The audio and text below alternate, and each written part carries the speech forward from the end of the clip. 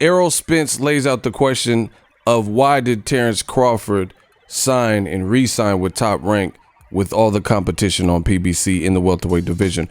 What up, Fight World? It's your boy Ego, and I'm back with some more boxing. Make sure you smash the like button. Also, subscribe to the channel for the latest and greatest in boxing. If you want to become part of the gang, notification gang, please hit the bell icon. Shout out to the Super Chats, channel donations, the Venmo donations, and the Patreon family. We working. Now, I seen this clip, from a Brendan Schaub's show on Showtime. That was a little bit difficult to say. And it's on Errol Spence's story. And it was Brendan Schaub on Below the Belt interviewing Mikey Garcia. And in it, he's talking about, Terence Crawford. And I seen the whole clip. He was basically saying how Lomachenko and top rank fighters like Terence Crawford, like the big dogs with top rank that have a profile, they're kind of capped out because their immediate competition, those fights are more difficult to make because of the Cold War political landscape, which is stuff I've talked about. So without further ado, we'll play the clip.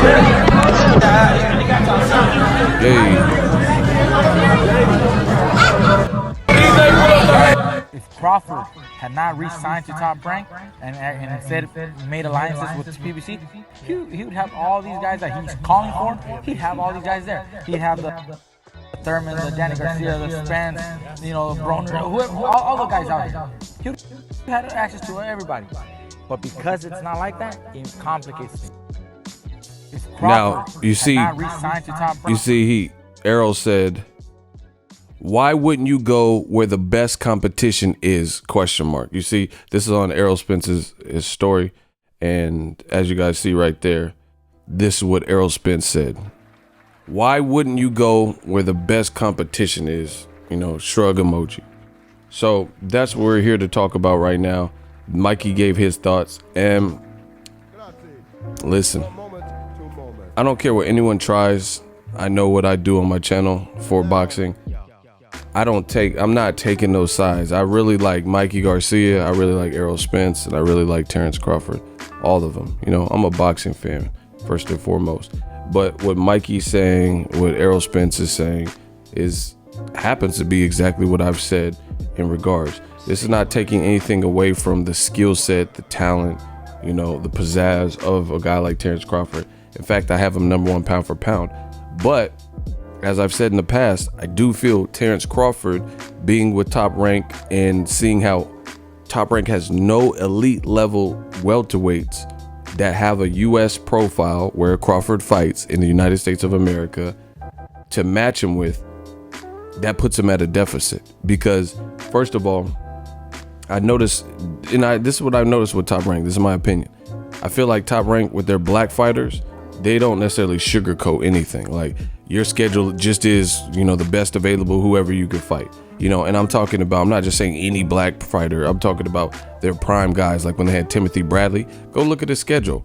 He was fighting Pacquiao, then Ruslan Provodnikov, after arguably losing to Pacquiao, even though they said he won, fighting Ruslan and, being concussed in that fight. And he said he had speech deficits and couldn't talk straight and was slurring for 2 weeks, 3 weeks after the Ruslan Provodnikov fight. Then he's fighting Pacquiao a second time. Then he's fighting Juan Manuel Marquez, and then he fought Pacquiao a third time, Diego Chavez. Like, it's just in that concentrated period of time, not including past fights with Kendall Holt and guys like Devin Alexander. So Timothy Bradley, resume-wise, went through the ringer. And it's the same goes with Crawford. Crawford's very first fight, he didn't get to acclimate. He fought a champion his very first fight at that division. He fought Jeff Horn, who had beat Pacquiao. I thought Pacquiao won, but the judges didn't agree with me, and they rescored it and had 5 new judges, and they picked Jeff Horn allegedly. So, the bottom line is Jeff Horn was a champion. He was awarded the victory, and he got to live like a champion. He even had a title defense, was supposed to be the bigger puncher and a guy who has a hard time crunching down to welterweight. And he beat Pacquiao. As the record says, he beat Pacquiao, and that was Crawford's first fight. Crawford destroys him. Easy work. I was at the fight. Then Crawford fights Jose Benavidez. All right, another solid test. You know, a guy almost 6 feet tall or so, and undefeated boxer. Crawford competitive in some of the early rounds. Crawford pulls away like he normally does. Then he stopped him in the 12. Cool. Then he goes on and he fights Amir Khan. Basically makes Amir Khan show a side that we really haven't seen. Amir Khan's always historically showed heart, even if he's been hurt and stuff. And it looked like, you know, Crawford ripped his heart out and he didn't want to continue. Him and his team kind of figured, hey, we can end this right here off this low blow, you know, which was really a high thigh punch, which was low, but we've never really seen pay-per-views get stopped for one low blow. If it was like Anthony Peterson versus Brandon Rios or Abner Matas versus Joseph Abeko, and those fights weren't even necessarily pay-per-view, and those fights didn't get stopped. You know, Joseph Abeko was literally getting hit low. Zab Judah versus Cotto was literally getting hit multiple times by a big puncher and Cotto, and he didn't do that. And Zab Judah has not always been the most mentally put together guy, you know, where he doesn't kind of mentally check out in certain situations. Zab Judah didn't, you know, quit or anything in that fight. So it ended kind of in a funky way. And then, you know, the numbers never officially came out, which ESPN has so many built-in subscribers, didn't do a good job promoting it. It leads me to believe that the numbers didn't do anything brag-worthy or praiseworthy. That's why they're not coming out. You know, the rumor I heard was 150,000, maybe slightly more, maybe slightly less, you know. And for someone, a company the size of ESPN, that's not good, you know, because this fight you see on screen, Errol Spence and Mikey Garcia, did more than that. And this was Fox's first pay-per-view that they've ever done, and they promoted it better, you know. So fast forward to the modern, you know, what we're talking about. Spence just has more options. I've been saying it. I love Crawford to death, love Spence to death, the great fighters, but it's the reality of it. You guys can see, people like to play a lot of games. I'm not here for the games, the fucking games in this sport. You know, a lot of people like to play dumb. Before Crawford even fought Khan, before an outcome was rendered, we knew this man on screen and his camp and Al Heyman has Sean Porter and Spence, and they were in talks. We knew this. There were several reports that were published, you know, Mike Coppinger and all the different people, and that was the reality of it. And people like to play dumb. I told you on my channel, you're not going to see that. You know, we're going to really try to draw a line in the sand because there's too much clout chasing going on in boxing. Spence versus Crawford, awesome fight. But if I don't see any indication, I'm not going to just advocate and build for some shit I know is not going to happen anytime soon. That's what the promoters and trainers want us to do. I'm putting my foot down, and I'm not doing that. Everybody has to be held accountable for the matches you produce. I don't want to talk about Wilder, Tyson Fury when Tyson Fury is fighting Tom Schwartz. Let's talk about Tyson Fury, Tom Schwartz if we're going to talk about something. I want to talk about Anthony Joshua versus Andy Ruiz, Deontay Wilder versus Dominic Breazeale. Not, oh, AJ's supposed to fight Andy Ruiz, but let's make everything about Wilder. And that's what's happening. You're getting a lot of this type of clout chase in media. You know, Canelo and Jacobs, people moved on from that, and now they already talking about Canelo and Spence. He's going to get $20 million. All this shit is making headlines, but it's not making no progress. I'm going to say it again. All this shit is making headlines, but it's not making progress. You know, we don't look any steps closer to seeing Errol Spence versus Canelo. Plus, I'm sick of this weight class disrespecting shit. Let Errol be the man and unify. He hasn't even had the opportunity to unify a belt, and people are talking about him going to 60. I don't want to see that. These fighters should stop doing that. You know, air out your current division, you know, unless you can't make weight or something, and then consider moving up. You know, at least unify. Try to get as many belts as you can, hopefully undisputed. That should be the goals, you know, as long as you can make the weight. So, you know, a lot of fights are being talked about and hyped on the backs of other fights and other fighters. It's just like some Mayweather Pacquiao shit. That's not flying anymore over here. This is new media. We do things different. We're going to draw that line in the sand. So if Spence, his next fight happens to be Sean Porter, then that's what I want to make the focus for me. You know, I don't want to just make the whole promotion about Errol Spence and Sean Porter and have it overshadowed by talking about some fantasy fight because promoters are beefing and shit like that. So let's just talk about Terence Crawford. If Terence Crawford fights Mean Machine next, let's talk about that. So it's going to be up to the promoters and networks and advisors to get this shit together and be held accountable for the matches that they put on, period. And like I said, Errol Spence, he has more options. You see him, Dallas Cowboys, and that's what he's saying in this post. He's like, yo, why would you re-sign with somebody like Top Rank that doesn't have the fights for you to fight? You knew you were moving up to welterweight, and that's people keep talking, blaming Al Heyman and this and that, but these are the decisions you have to look after. Like, if you were moving your family from this part of the city to another part of the city, then guess what you have to do as a husband, a father, a dad, or whatever, or a mom. You have to look at what type of school systems will my kids be in if I move on this side of town, or if you're going to keep them in the old school, what's the commute going to be like? These things have to be established before you make moves. You feel what I'm saying? You have to establish those types of things. So, Crawford is a great fighter, but he did make the decision, and he likes where he's at with Terence Crawford in Top Rank. He likes that. So this is his choice, and he has that right to stay with Top Rank if he likes the way business is conducted. But he would have to know that he was moving up and do some forward thinking. Hey, I'm moving up to welterweight. Who can I fight? What are my options going to be here? It's no different than, like I said, moving your family. You have to look at what schools your kids are going to be in. How far are you away from the school? How close is the nearest fire station, or the grocery store or the freeway? You got to look at these types of things. That's the reality. These two are on the same side, and these fights are easy to facilitate. Now, some people try to play this, save it. We're not here for that. They try to play this like noble, oh yeah, but it shouldn't be like this. Well, life is cruel. Life ain't fair. So the reality is, we haven't seen DAZN go out of their way to make Canelo Charlo. They made the in-house fight with Jacobs. That was a good fight, so it is what it is. We haven't seen Triple G, who's on DAZN, fight Charlo, even though the WBC ordered it. We haven't seen Errol Spence and Terence Crawford, even though a lot of people would like to see the fight. We haven't seen Wilder Tyson Fury 2 get scheduled because Fury switched sides and went to ESPN, and then Fury, ducked out of the rematch. These are the realities of boxing, and it's so funny because people are quick to point the finger at Al Heyman, and I want to say you have to consider that some of these people are doing it out of jealousy, envy, and race, maybe because Al Heyman is black in America, right? Because it's like Al Heyman ain't doing no interviews and seems to get the most hatred.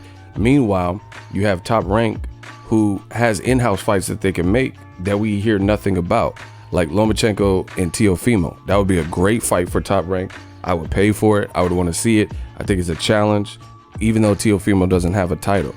But they're not talking about that fight actually happening next. Or you look at Vodstick. Why doesn't Vodstick fight Better B if he just looked good against Hot Rod, knocked him out? That's a Top Rank on Top Rank. But instead, you had Alexander Vodstick, who in his first title defense, he fought in Philly for some reason as the main event against Mgumbo or some shit. So, it's easy to point the finger and say, oh, these guys aren't fighting. How come Tank is not fighting Lomachenko?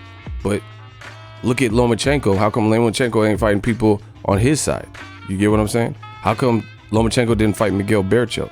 Miguel Berchelt is a Mexican fighter, and Lomachenko lost to a Mexican fighter in Orlando Salido. Lomachenko has never rematched Salido, and I would say the style, fight-wise, that's closest to the guy he lost to would probably be Miguel Berchelt, who's about to fight Francisco Vargas. So they got a rematch, but Lomachenko didn't have to rematch. You get what I'm saying? Lomachenko don't have to fight a champion when he was at 130. That would have been a good fight because it's probably closest to, it'd be the closest person, a Mexican and another Mexican fighter he lost to. That'd probably be the closest mesh of styles to what beat him. But we don't get to see that. So until I see that change in boxing, then I'm just going to chalk it up as this is what we're in for. Cold wars, and promoters are going to do what they feel is best for their independent fighters, whether the fans like it or not. But a lot of people try to play dumb, but you can't play dumb because new media is here. Like I said, unless all these promoters, how come Oscar Rivas is fighting Dillian White? Oscar Rivas is with Top Rank now. You know, why is he fighting on a DAZN Matchroom card when Oscar Rivas is a puncher, just knocked out Brian Jennings, could fight Tyson Fury, who just recently partnered with ESPN and Top Rank? It's because they don't want him to fight. They don't want to put Tyson Fury in there with a dangerous puncher with an amateur background like Oscar Rivas coming off the Wilder shit, you know? So again, until I see these things change amongst all the promoters, then that's what it's going to be, you know? It's just, we're going through a Cold War. And really, Mayweather Pacquiao, you know, when Pacquiao was there, he never fought Keith Thurman. Those are two top ranked fighters. How come they never fought at the time? Not now, but at the time. Terence Crawford said, yeah, he said, I'll fight him. He said, I'll fight Pacquiao. And we never got that fight done. Two top ranked fighters. Or how come there was no desire when Top Rank had Pacquiao, their cash cow, to fight this man on the screen, Errol Spence? Tables have turned, like Errol Spence always say. That's why, because Al Heyman got the juice like that. Al Heyman got the stable, and Top Rank's stable has dwindled down over the recent years in those divisions, 147, 154. So he really doesn't have remarkable fights that boost and bolster and make a lot of money. And that's what this is. Everybody's jockeying for position. Because like I said, I would say the same thing, and I did say the same thing. How come Pacquiao wasn't fighting against Adrian Broner when he was with Top Rank? Danny Garcia when he was with Top Rank. I'm talking about when Danny and Broner were undefeated. They could have made the Pacquiao fight. I don't care who you think would win. The fights were never made. He didn't fight Keith Thurman, who's still undefeated. But when Keith Thurman had 2 belts, they never made that fight. Instead, they gave the opportunity to Jeff Horn. So again, with these types of things, Brandon Rios was undefeated. I wanted to see him fight against Danny Garcia then.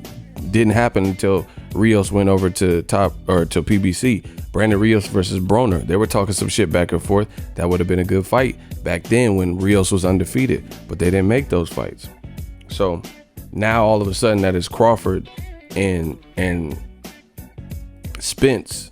We're supposed to just forget everything, forget this Cold War has been kicked off and these big fights haven't made. I get it. Crawford fought Al Heyman fighters before, but it was Felix Diaz and John Molina Jr. They haven't been working together on no major fight that we all really wanted to see as much as Triple G Charlo, you know, Charlo versus Canelo, Spence versus Crawford. They haven't put together something like that. So, you know, I'm sick of the clout chasing. We're not doing all that. So whatever cards that they put together, you know, until they can figure it out and work it out, that's what I'm going to spend more time promoting. Because these people in the game, they want to boost. They want the fans to clamor and talk and boost and keep watching each independent event, no matter good or bad, because it's being built off of another fighter's fight or another potential fantasy fight at the moment. You know, like, yeah, watch Crawford versus Khan and let's just talk about Errol Spence the whole time. You know, that's what's happening. Hey, watch Tyson Fury versus Tom Schwartz. But guess what we're going to talk about? Deontay Wilder and AJ fights, because that's what we know. So to me, it's like trying to take advantage of the emotion and passion of the boxing fan. You want us to talk about, incessantly talk about fights that you aren't giving us. And then, like I said, I told you, Bob Arum, for him to speak out on his own pay-per-view after Crawford Khan ended in a bad way, I thought it was tasteless to go at Al Heyman. That's no way to conduct business.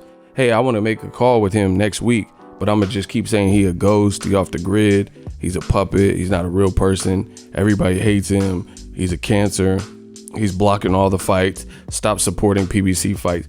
Doing all that, you're not doing Crawford you're doing him a disservice, because that's not a way to get your way. We're not 3 years old, you know? We're not 3 years old where we can't control our tempers and, you know, do what's right and handle business. So there's a lot of stuff going on in the game, and, you know, I'm Frank Castle, the Punisher. We're going to put this back into perspective. So I do agree with Errol Spence here. I don't know who wins, him and Terence Crawford. I don't care until I see indications that the fight's going to happen, because it's not even about that at this point unless I see that the fight is actually coming into fruition. I need to see some footprints in the sand that lead me to you know, the murder scene, that lead me to the water so I could see this is where the body was dumped. See, I've been on my forensic file shit, you know. How you gonna say the body got dumped in the river and you don't see no prints in the mud? You know what I'm saying? How did they get from their car to that? But if you've seen a trail and you follow, that's something else. So if I see a trail that leads me to believe that Spence and Crawford is close and not Spence unifying with Sean Porter, then I'll switch gears and talk about Crawford Spence. But you're gonna see a lot of changes around here because we set the tone. You know, there's power in the people and new media, and we control the narrative. You know, for so long, old media tried to control the narrative, and they try to do these spin jobs, and they want you to promote, you know, lesser fights and things like that off of the fumes of a better fight. You know, oh, watch this guy A who's fighting guy D that you don't care about, or guy Z that you don't care about, and then maybe you'll get fighter A fighting fighter B. We're not doing that. We switching up the equation. So I'd rather talk about more so what these fighters are fighting. But anyway, like I said, Crawford decided to stay with Top Rank. That's an actual fact.